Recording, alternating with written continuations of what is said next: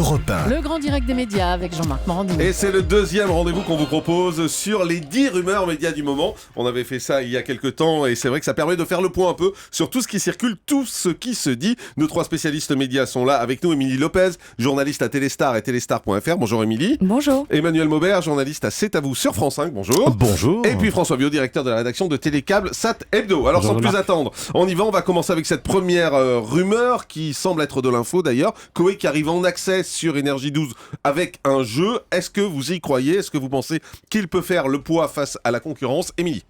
Moi, je pense que c'est une bonne idée. Il est tout à fait dans la cible. Il est très présent sur les réseaux sociaux, donc c'est exactement ce que veut Énergie 12. Donc, bonne idée. C'est un jeu qui s'appelle Chérie, tu es le meilleur, hein, normalement, avec des femmes qui se placent autour d'une table de poker et qui parient sur les capacités physiques et intellectuelles de leur mari, Emmanuel Maubert. C'est tout à fait le genre de jeu taillé pour Koé. Ce sont des jeux taillés pour des animateurs à forte personnalité, comme Reichmann par exemple, ou La Gaffe, dont on va parler tout à l'heure. C'est sûr que Koé, il va faire le job là-dessus, ça, il n'y a aucun problème. Et ça peut marcher face aux autres? Ça peut fonctionner. Après, il faut voir à quelle heure exactement. Si c'est l'Access, on sait que l'Access, ce serait plutôt 19h, la case hyper casse-gueule, donc c'est pas forcément gagné.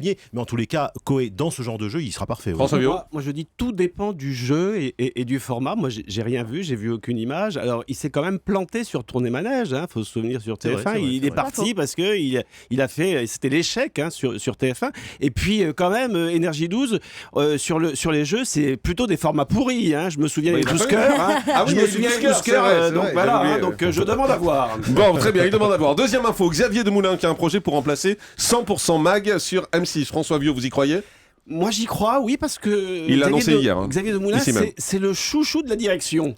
Il a quand même pris le 19h45 alors que Claire Barzac s'était tiré. Et voilà, donc il a bien fait le job et je trouve qu'il mériterait cette case. Et puis son format et finalement son idée est assez séduisante. Voilà, une idée qui mélangerait de l'info. Oui, c'est ça, on c'est sait pas trop exactement. Et j'ajoute que 100% Mag là, atteint la cote d'alerte. Là, on est vraiment en dessous de la ligne de flottaison. Émilie Lopez. Non mais j'aime bien parce que tu dis oui, le format est intéressant, on n'a rien vu non plus, c'est exactement comme Énergie 12, donc on sait rien, il dit juste qu'il veut faire un peu d'infos mais pas trop. C'est pas trop. C'est un bon journaliste. Oui, certes. Emmanuel Maubert. La cote d'alerte est atteinte, faut pas exagérer non plus. Les audiences effectivement sont en baisse sur 100% Mag, mais il y a pas non plus quand même le feu dans la maison, ça peut encore tenir une saison sans problème. Et puis là, c'est un projet quand même qui est très diffus. Ça me fait penser un peu à Laurent Delahousse qui explique que depuis des années, il a un projet pour faire un 19h, 21h le dimanche sur France 2, etc. Mais la direction veut pas. J'ai l'impression que c'est un peu la même chose. Il se place pour dire voilà, moi j'ai des projets, je sais faire autre chose que simplement le journal. Bon, il fait aussi l'émission de reportage le week-end, mais voilà, je pense que ça restera pour l'instant quelque chose dans sa tête, mais ça va pas dépasser le stade de projet. 100% Max, ce sera la rentrée sur M6. Troisième rumeur, Léa Salamé à la place de Natacha Polony dans On n'est pas couché, Emmanuel Maubert. J'y crois, j'ai envie de voir en tout cas. C'est vrai que moi c'est quelqu'un que je connais pas beaucoup, je la vois effectivement. Je crois que personne la connaît vraiment. Alors en même temps, ça peut être un avantage et un inconvénient le fait de ne pas être connu. Natacha Polony avant d'arriver était pas non plus très très connue. Enfin, les journalistes, le petit milieu la connaissaient, elle travaillait au Figaro, etc. Ça peut être un avantage. En même temps, Léa Salamé, d'après ce que je peux voir, ce qu'elle fait sur ITélé, elle est arbitre en fait de débat. Elle donne pas son avis. Voilà, dans On n'est pas couché, il faut donner son avis, il faut défendre ses opinions. Je sais pas, je ne connais pas ses opinions. Émilie. Moi, je pense qu'elle peut tenir la dragée haute à Caron et ça me fait bien plaisir. Non, mais c'est vrai. Et puis elle a des convictions. Même si effectivement on les voit pas beaucoup ces convictions à l'antenne. Elle les montre, les dit pas mais elle les montre quand même. Si on fait un petit François. Et puis elle a d'autres convictions. Tu dis qu'on la connaît pas, mais bon, on la connaît pour le buzz. Là, j'ai fait péter le décolleté. Ah oui, d'accord. Ça c'est de la vraie conviction. Ça c'est la seule chose que vous retenez d'elle. Bravo François. Non, elle est très piquante. Et puis moi j'ajoute que. Et dans ce cas-là, on pouvait prendre Nabila. Oui, voilà. Bonne idée. J'ajoute que Laurent Ruquier nous a toujours surpris sur ses choix et il sera là encore, je pense, à contre-pied. Moi, je lui fais confiance. Quatrième rumeur, La Gaffe sur France 2, ça a beaucoup circulé. Il y a eu un faux compte Twitter qui a été repris d'ailleurs par Télé 2 semaines. On n'a pas trop compris pourquoi ils sont allés prendre ce compte Twitter qui venait d'être créé et qui annonçait ça. Mais c'est vrai qu'il y a une rumeur autour de La Gaffe. Émilie, c'est possible ou pas? Moi, j'y crois pas du tout et je trouve que ce serait une très mauvaise idée. C'est pas parce qu'il dit qu'il veut y aller que forcément il faudrait qu'il y aille. Ils ont déjà Nagui qui est excellent et mettre un jeu avant un jeu, à trop de jeux tue le jeu. Donc non. Non. La gaffe, non. La gaffe, Emmanuel Moi, Maubert. Est-ce que c'est service public d'ailleurs, la gaffe? C'est ça le problème. Moi, je suis pas certain. Il a une image d'animateur populaire. C'est pas un gros mot du tout dans ma bouche. Dans la bouche de certains, c'en est un de gros mots. Voilà, France 2 qui recruterait la gaffe, l'animateur vedette de TF1, je n'y crois pas une seule seconde. Oui, et puis il est trop marqué TF1. Bien sûr, 20 ans de TF1, de Big Deal, Juste Prix, etc. Donc je pense pas que Rémi Filmin, il prendra pas le risque politique de. Vous vous souvenez du syndrome Julien Courbet, donc et du tacle de Nicolas Sarkozy à l'époque. Ça correspond pas, moi je crois, aux valeurs du service public. 5e rumeur, Jérémy Michalak pour un talk show à 18h sur France 2. Emmanuel Maubert, est-ce que c'est une bonne idée? Vous le connaissez bien, vous êtes avec lui dans C'est à vous. Je crois que c'est une très bonne idée. C'est un très bon animateur. On va demander à quelqu'un de plus neutre alors, à Émilie Lopez. Je pense que c'est pas une bonne idée du tout. Je pense qu'il est pas assez populaire pour France 2. Il fait pas assez service public lui non plus. Mais il y a de la place encore pour un talk show? Non. Non, clairement. Enfin, si je peux me permettre, ce sera pas du tout un talk show. Ce sera un jeu, mais c'est une bande autour d'une table qui va parler de l'actu. C'est un peu ce que fait Laurent Ruquier l'après-midi. C'est une bande qui va répondre à des questions envoyées par les téléspectateurs. C'est ça, c'est les téléspectateurs qui vont jouer face à la bande. Ce sera le titre de cette émission. Voilà. Et Jérémy, il a montré dans On ne demande qu'à en rire qu'il savait quand même animer les émissions, non, je crois. Oui, mais il est pas assez populaire, il est pas assez grand public. Et puis rappelons aussi que c'est un jeu auquel France 2 croit pas forcément parce que ça fait plus d'1 an qu'il l'a présenté à France 2. Il y a un changement de direction entre temps, si je puis me permettre. Oui, mais entre temps, ils ont quand même essayé. Comme tous les 3 mois sur France 2 d'ailleurs, de toute façon. Moi j'ai rien contre Jérémy Michalak, c'est effectivement un bon animateur, mais sincèrement là, ce talk show jeu, moi j'y crois pas une seconde. Il y avait avant, on parlait de Julien Courbet, seriez-vous un bon expert? C'est exactement la même chose. C'est pas faux.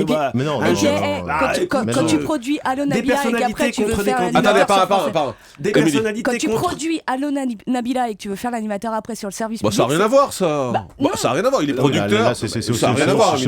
Non mais là c'est pas un talk show encore une fois, c'est vraiment un jeu de culture générale avec des questions auxquelles doivent répondre des personnalités qui font partie de la bande de ce panel. Emmanuel, c'est pas un des talk show, personnalités qui posent des questions à des candidats sur la culture générale, moi je suis désolé, j'ai déjà vu 1000 fois. Sixième rumeur, Alexia Laroche-Joubert qui prépare un concours de coiffure pour France 2. Elle avait annoncé que ça allait arriver sur France 2. France 2 a un peu levé le pied en disant bah non, c'est juste un pilote qu'on a commandé pour l'instant. Un concours de coiffure sur France 2, Emmanuel Maubert, bonne idée? Au secours. J'en peux plus, moi, du meilleur pâtissier, du meilleur machin, du meilleur truc, c'est Et puis rappelons le flop aussi des meilleurs artisans sur M6 qui était donc dans une très mauvaise idée. François. Oui, moi je crois que là on s'en fout, d'accord. Elle veut faire le buzz et puis surtout elle veut faire oublier l'échec de Y'a que les imbéciles qui changent pas d'avis sur M6. Alors ça vient aussi de l'horaire, si je peux me permettre. Je pense que l'émission elle était plutôt pas mal et je pense que l'horaire a quand même bien tué. C'est un autre débat. 7e rumeur, le journal de France 2 à 19h45. C'est un bruit qui a circulé il y a quelques temps. Emmanuel Maubert, ce serait une bonne idée. Et pourquoi pas moi je me souviens pendant longtemps le journal de 13h était à 12h45. Ouais, c'est vrai. Il y a de cela pas mal de temps. Pourquoi pas? Effectivement, ce serait un vrai signal, une vraie révolution, en tous les cas une grosse évolution. Et pourquoi pas? Ça pourrait effectivement faire la nique à la concurrence. C'est pas une mauvaise idée, moi je trouve. Émilie? Moi je verrais plus un pré-magazine avant le 20h. En fait, un petit truc un peu comme ce que fait Delahousse le week-end, mais que tu mets avant le JT de 20h. Moi, j'y crois absolument pas. C'est le 20h, c'est la grand-messe. Et France Télévisions s'est plaint beaucoup depuis 2009 et l'abandon de la pub après 20h, du fait que le groupe est pénalisé par ces soirées qui commencent tôt. Donc là, avant, ils étaient à 20h35. Maintenant, ils terminent le journal à 20h40, 20h45. Donc voilà, j'y crois absolument pas. Mais de toute façon, juste Jean-Marc, il y a sur France 3, il y a quand même les infos à cette heure-là. Donc il faudrait tout décalé aussi sur France 3, ça risque d'être un chantier quand même un peu compliqué. Incroyable Talent va-t-il se remettre de tous ses départs ou est-ce que c'est fini Incroyable Talent, Émilie Lopez? Alors ils sont en tournage, là ils tournent d'ailleurs aujourd'hui à Montpellier, mais non, ils vont clairement pas s'en remettre du tout. C'est fini pour vous? Ah ouais, pour moi c'est fini, mais c'était fini l'année dernière aussi. Donc 9e rumeur, Masterchef, est-ce que c'est fini?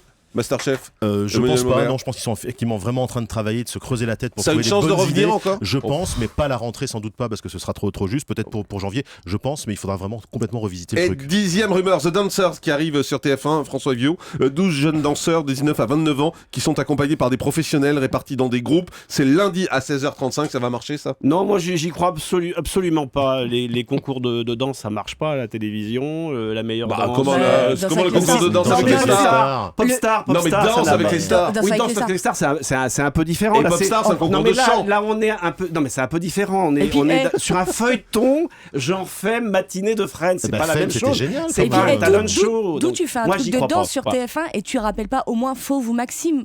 Ils sont hyper populaires. Tout le monde se serait attendu à les voir là et ils sont pas là. Donc non. Et puis 16h35, ils sont censés choper les jeunes. Ça veut dire qu'il n'y aura pas du tout. Lundi, c'est férié déjà. Peut-être qu'il y aura un petit peu de monde. Un peu de curiosité.